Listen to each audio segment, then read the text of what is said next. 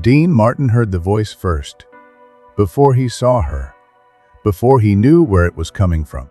A voice cutting through the cold Los Angeles night, singing his song, "That's Amore." He stopped mid-sentence. His friends kept talking. He was not listening anymore. The voice was coming from somewhere on the street, 50 feet away, maybe less. A girl 16, maybe 17, sitting against a wall in the rain, no coat, no shelter, just a guitar and a voice. Dean stood completely still on that wet sidewalk. His friends did not notice at first. His car was waiting. He had somewhere to be. He had every reason to keep walking. What he did in the next 5 minutes did not make the newspapers, did not appear in any biography, stayed private for decades, but it changed a life, not just for that night. Forever. Los Angeles in 1968 was two cities at once. One city was the Hollywood of Chasen's restaurant on Beverly Boulevard. White tablecloths, famous faces, the kind of place where Elizabeth Taylor ordered chili and the staff treated every star like family. The kind of place where the world outside felt very far away. The other city was the street outside. The homeless crisis in Los Angeles in the late 1960s was growing faster than anyone wanted to acknowledge. Young people especially, runaways, kids who had left bad situations at home and found themselves with nowhere to land. The shelters were limited. The awareness was low. Most people walked past without looking. Dean Martin had been coming to Chasen's for years. He was a fixture of that world. The restaurants, the shows, the life that happens when you are famous enough that every room rearranges itself around you. But Dean had not always lived that life. He had grown up in Steubenville, Ohio, a steel town, a working town, the kind of place where money was never a given and struggle was never abstract. He had been Dino Crossetti before he was Dean Martin. He had been hungry before he was famous. He had been invisible before the world knew his name. That history did not leave him. It lived somewhere inside the ease and the smile and the glass he always seemed to be holding. And it was listening that cold evening in 1968. Even when the rest of him was just walking to his car. That's Amore had been Dean's signature song since 1953. 15 years by then. One of the most recognized songs in American music. Joy and warmth and love in 3 minutes. The kind of song that plays in stores and restaurants and on radios in kitchens all across the country. The kind of song a girl can learn from the world around her, even when that world has stopped taking care of her. The dinner had been good, easy. The kind of evening that happens when you are comfortable with the people you are with and nobody needs anything from anyone. They had eaten well, laughed. The kind of conversation that does not go anywhere in particular and does not need to. Chasen's had that effect on people. You walked in with tension and the room absorbed it. You forgot why you were tired. You remembered why you liked the people you were with. Dean stood from the table, said goodbye to the staff by name. He always knew their names, every waiter, every busboy. He had learned that habit somewhere and never dropped it. The people who kept a room running deserved to be known. He walked toward the front door. His friends followed. A normal end to a normal evening. Outside it was cold, raining lightly. The kind of Los Angeles rain that is more mist than drops. The kind that soaks you slow.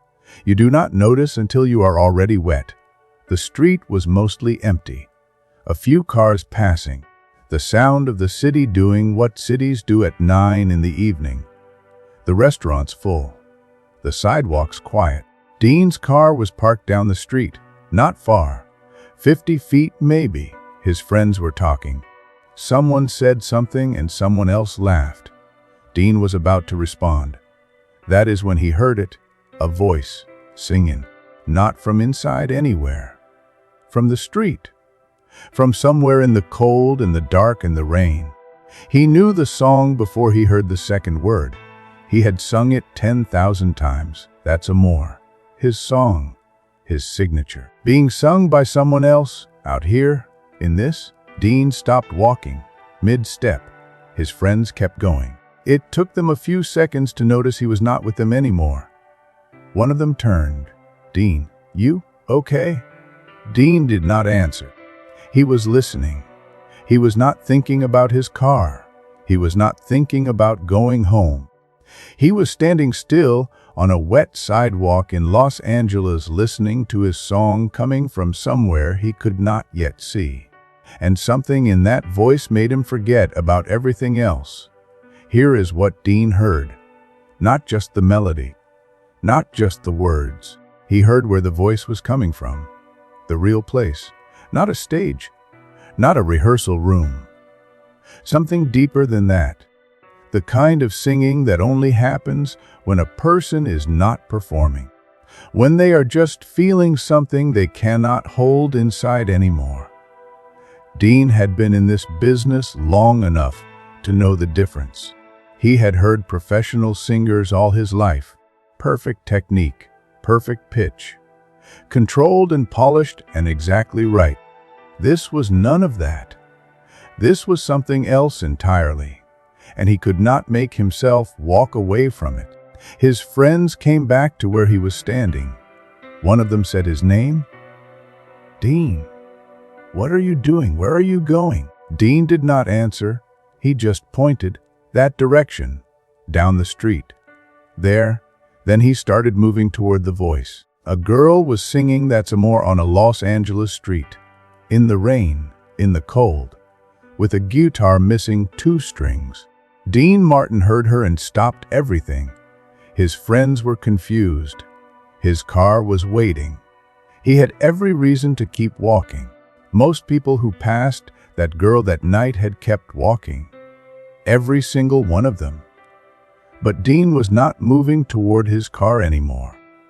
He was moving toward the voice. What he did in the next 5 minutes would not make headlines, would stay private for almost 30 years, but it would change the entire direction of a life. We are building a channel about moments like this one. The quiet kindness, the private courage, the things Dean Martin did when nobody was watching. We are at 400 subscribers, working towards 700. If these stories matter to you, subscribe now. What Dean found when he reached that voice would stay with him for the rest of his life. The street was dark. The rain made everything harder to see, but the voice was closed now. Dean walked until he found the source. She was sitting against a brick wall, about 50 feet from the entrance to Chasen's. Close enough that he had walked past without seeing her when he arrived. The way people walk past things they are not looking for. She was young, too young to be out here alone. She had no coat. Her clothes were wrong for the weather. Her hair was wet and flat against her face. Her hands were on the guitar, a battered acoustic with 2 strings missing. But her eyes were closed. She was not singing to the street, not performing for passing strangers. She was somewhere else entirely, inside the song, inside something the cold could not reach. Dean stopped 10 feet away. He did not make a sound, did not announce himself. His friends had followed at a distance. They stood behind him, watching, not understanding, waiting. The girl kept singing. Dean had heard That's Amore in concert halls, with full orchestras, with perfect acoustics and warm lighting and audiences in formal clothes. He had heard it covered by professionals who could hit every note without effort. He had never heard it like this. One girl, one broken guitar, the rain, the cold, a brick wall, and a voice that had no business being this genuine in these conditions. A voice that had learned this song not from a vocal coach, but from a world that kept playing it even as that world ignored her. Dean stood in the rain and listened. He waited until she finished, did not interrupt, did not move, just listened to the whole song through to the last note. That was its own kind of respect. Most people who stopped at all would have interrupted, would have walked up while she was singing to hand something over and move on. Dean stood in the rain and waited for her to finish. He let the song be what it was. He let her be what she was, a singer finishing a song. The last note faded, silence, then the girl opened her eyes. She saw a man standing 10 feet away, watching her. As she looked closer in the dim light, her face changed.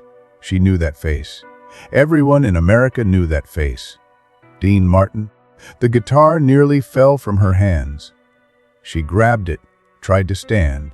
Her legs would not cooperate. She stayed on the ground, just staring, unable to make sense of what her eyes were telling her. Dean spoke first. He said, "That was beautiful. The way you sing it." The girl could not speak. She opened her mouth. Nothing came out. Then the tears started. She could not stop them. Did not try. Dean watched her cry for a moment. He did not fill the silence with words. Did not rush her. Just let it be. Then he did something she would remember for the rest of her life. Dean Martin kneeled down. Right there on the wet sidewalk. Kneeled so he was at her eye level. So he was not standing over her. So they were looking at each other as equals. Two people on the same level, the same ground, the same rain. His voice was quiet when he spoke. Gentle. He said, "It's okay. I'm not here to hurt you. I just heard you singing. Wanted to tell you it was beautiful." She found her voice through the tears. It came out small. "Broken, you're Dean Martin." He smiled. He said, "And you are." She told him. "Sarah," he said, "Sarah. How long have you been out here?"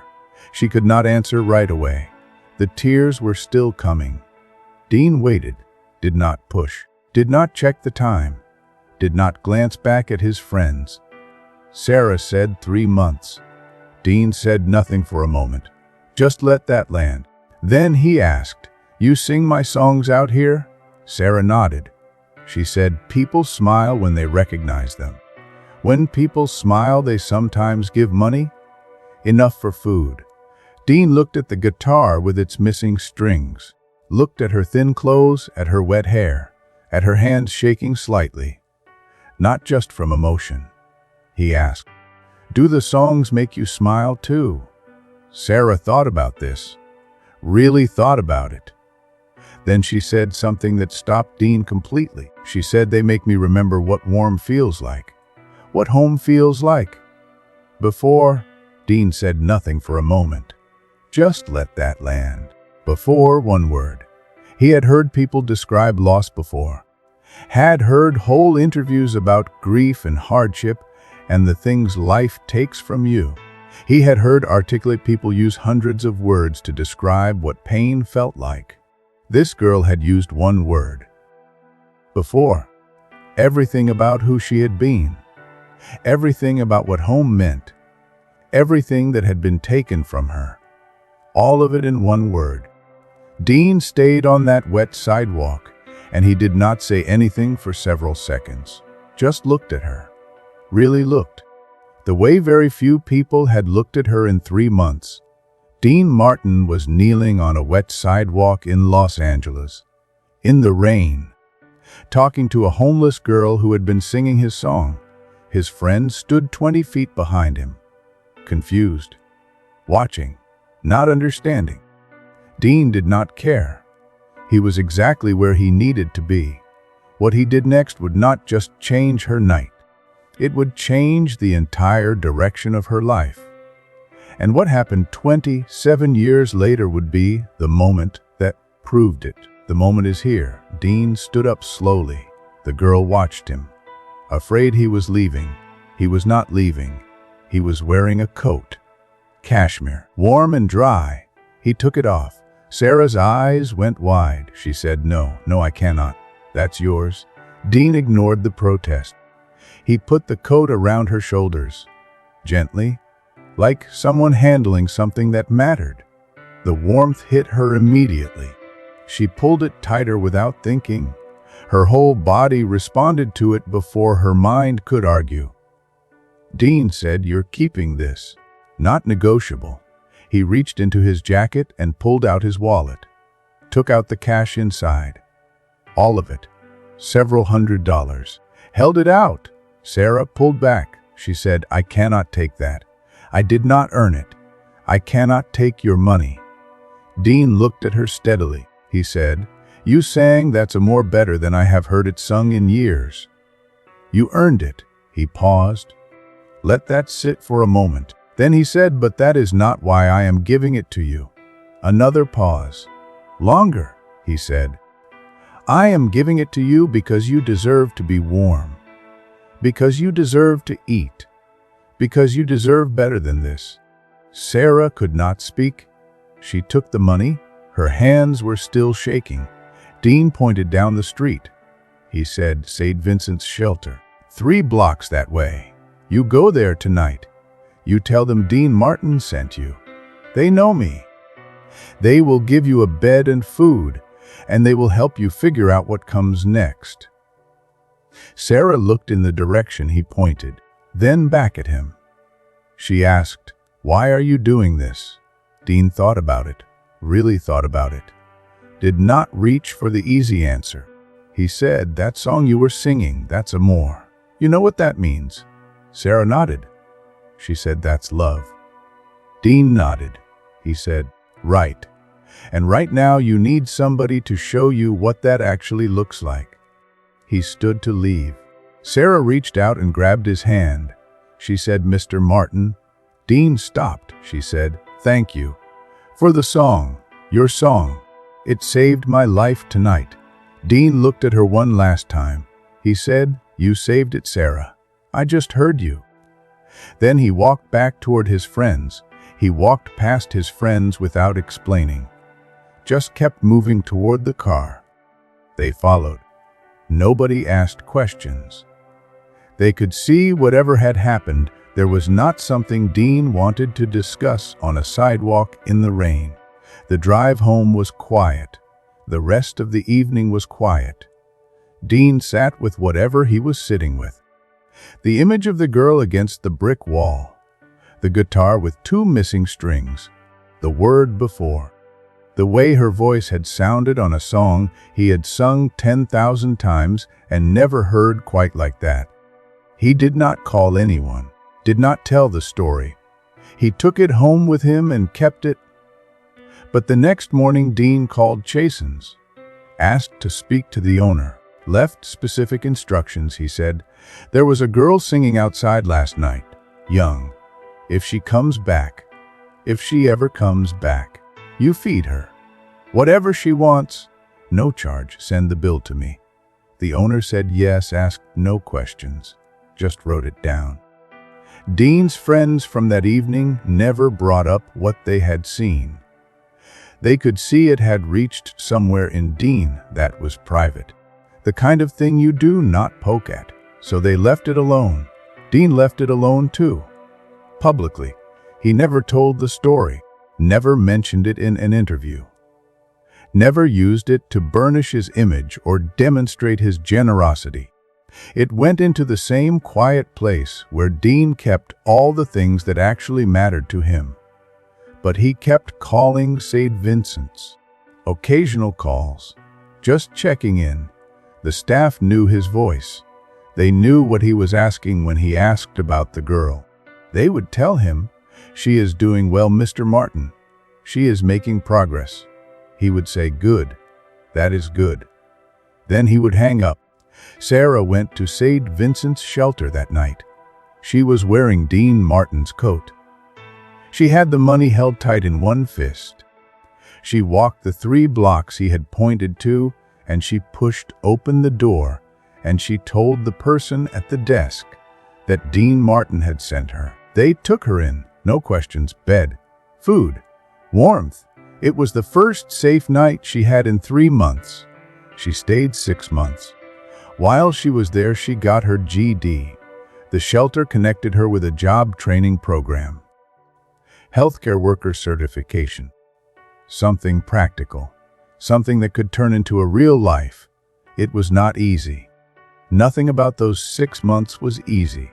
Getting an education after 3 months on the street requires a kind of focus that does not come naturally when your body is still recovering, when your mind is still sorting out what happened to you, when you are still waking in the night thinking you are back outside. But Sarah had something she had not had 3 months earlier. She had evidence that the world could surprise her, that a stranger with no obligation to stop could stop. She held on to that the way she held onto the coat. She was good at it, good at being with people, good at the specific skill of making people feel seen. She had learned why that mattered on a wet sidewalk outside a restaurant. She had felt what it did to a person to be really looked at. She carried that. She got a job, then saved money, then went back to school, social work degree. She chose to specialize in homeless youth because she understood them in a way that came from inside. She knew what they needed before they said it.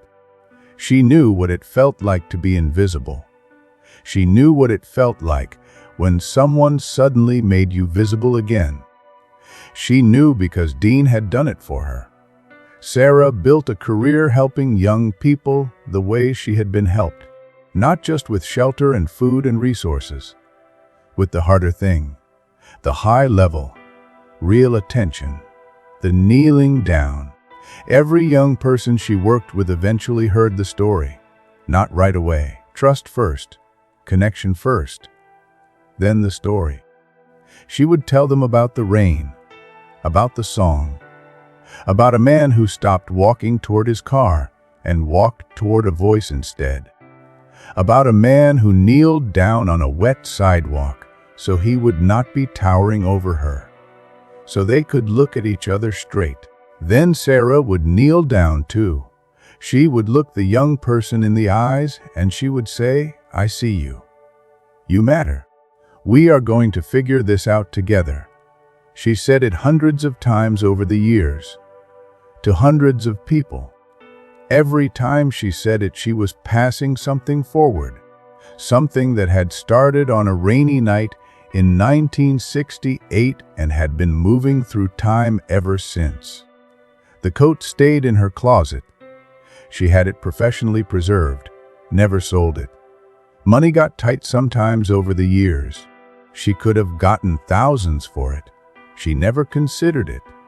Sometimes when work was hard, when a kid refused help, when the weight of what she was trying to do felt too heavy, she would take out the coat. Hold it. She did not need to think about anything specific when she held it. It said everything by itself. Dean kept supporting Steve Vincent's for the rest of his life, regular donations, larger ones at Christmas, quiet. No announcement, no press release. The shelter staff knew, but it stayed inside those walls. He called occasionally to ask about Sarah. Never used her name on the phone. Did not need to. They both knew who he meant. The updates were always the same. "She is doing well, Mr. Martin. She is building something good." He would say, "Good. That is good." And hang up. He and Sarah never saw each other again after that night on Beverly Boulevard. She wanted to find him, wanted to thank him properly, wanted to give back the coat somehow. The shelter staff told her what they knew of Dean's wishes. He wants you to have it. He wants you to keep moving forward. That is the thank you he needs. Sarah understood. She kept moving forward. She became exactly what Dean had seen in her that night. Not a girl sitting in the rain. A person with a life worth building. Dean Martin died on Christmas Day 1995. Sarah was 42 years old. She heard it on the radio driving home from work. She had to pull over. She sat in her car on the side of the road and cried. Not the way she had cried that rainy night in '68. Not the tears of shock and hunger and overwhelm. Different tears. Grief, gratitude. The complicated feeling of losing someone who changed your life, but who you had not seen in 27 years. She decided to go to the funeral. She almost did not. She knew it would be large, public. Cameras everywhere. The famous faces from 50 years of Hollywood. She was not part of that world. She had no reason to be there except the only reason that mattered. She looked at the coat hanging in her closet. Preserved and perfect after all those years. She put it on. She drove to the funeral and stood in the back. Did not want attention. Just wanted to be there. To be present for the man who had been present for her. To say goodbye to someone she had loved from a distance for nearly 3 decades. A reporter noticed her. Noticed the coat. It was clearly old, clearly expensive, clearly cared for in a way that went beyond the practical. The kind of care you give something that carries weight beyond its material value. The reporter asked about it. Sarah told the truth. She said, "Dean Martin gave me this coat in 1968. I was homeless, 16 years old, sitting outside Chasen's restaurant singing his song in the rain. He heard me. He stopped. He kneeled down and talked to me like I was a person. Gave me his coat. Gave me money. Told me where to find shelter. Changed everything." The reporter asked, "What do you remember most about that night?" Sarah did not hesitate. She said, "The coat kept me warm. The money kept me fed. But what really saved me was that he kneeled down. He put himself at my level. He made me feel human again. Made me feel seen. Like I mattered. Like I was worth stopping for." She paused. Then she said, "Every young person I work with now, I kneel down for them. Same way Dean kneeled for me. Because he showed me what that does to a person. He showed me what kindness actually looks like when it's real. This is not a story about money. Money was part of it. But the money is not what saved Sarah. It helped her survive a few weeks. It did not change her life. This is not a story about a coat. The coat mattered. It kept her warm that night. She kept it for 27 years. But the coat is not what changed her either. This is a story about dignity. About seeing someone. Really seeing them. When the whole world has learned to walk past without looking. Dean Martin kneeled on a wet sidewalk in Los Angeles to talk to a homeless girl. He did not have to kneel. He could have stood, could have handed money down from above and kept moving. Most people who stop at all do exactly that. A bill dropped, eyes already moving away. Already moving on, Dean kneeled. He put himself at her level. Made the conversation between equals. Made her feel that what she had to say was worth hearing from the same height.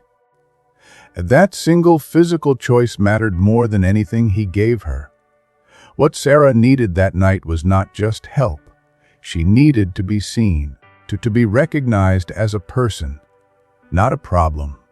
Not something to step around on the way to your car. A human being with a name and a voice in a story that was worth 5 minutes of someone's attention. Dean gave her that. He waited until she finished the song before he spoke. He asked her name. He used it. He asked questions and waited for the answers. He did not perform kindness. He practiced it. The way you practice something you actually believe in. Dean saved one girl on one rainy night in one city. But that is not what happened over time. Over time, Sarah helped hundreds of young people. Over time, she kneeled down for each of them. Over time, she passed forward the thing Dean gave her. Not the coat. Not the money. The dignity. The being seen. The kneeling. Dean's one act multiplied through her across 3 decades and hundreds of lives. He could not have known that standing on a wet sidewalk in 1968. He was not calculating the ripple effect. He was just hearing a voice and walking toward it. People ask what makes someone a good person. They look for grand gestures, public statements, large donations with names attached. They look for the version of goodness that is easy to see. Dean's goodness was the other kind. It was private. It was specific. It was directed at one person in one moment who needed exactly what he had to give. It did not require an audience. It did not require recognition. It required only that he stop when something in him said stop.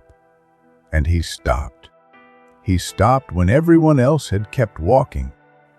When the rain and the cold and the inconvenience and the lateness of the hour gave him every reason to keep moving toward his car. He stopped because a voice reached him, and because he was still the kind of person who let voices like that reach him. That is what real kindness looks like. It does not calculate. It does not perform. It does not wait to be recognized for itself. It just hears something and walks toward it. Real kindness kneels down. 1968, Los Angeles. A cold, rainy night outside Chasen's restaurant. A homeless girl singing "That's Amore" on the street. Dean Martin heard her, stopped mid-conversation, walked toward the voice, found a 16-year-old girl sitting against a brick wall in the rain, kneeled down in the wet, talked to her, gave her his coat, gave her money, gave her directions to shelter, but more than any of that gave her dignity, the feeling of being seen, of mattering. She kept that coat for 27 years, wore it to his funeral, became a social worker, helped hundreds of young people, kneeled down for every one of them.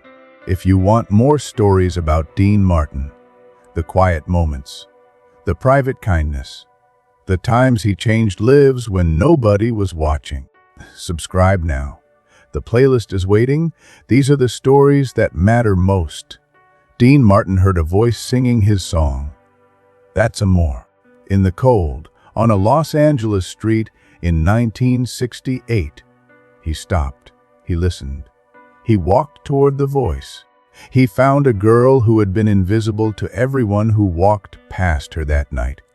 He kneeled down, put himself at her level, talked to her, gave her his coat, gave her money, gave her a direction forward.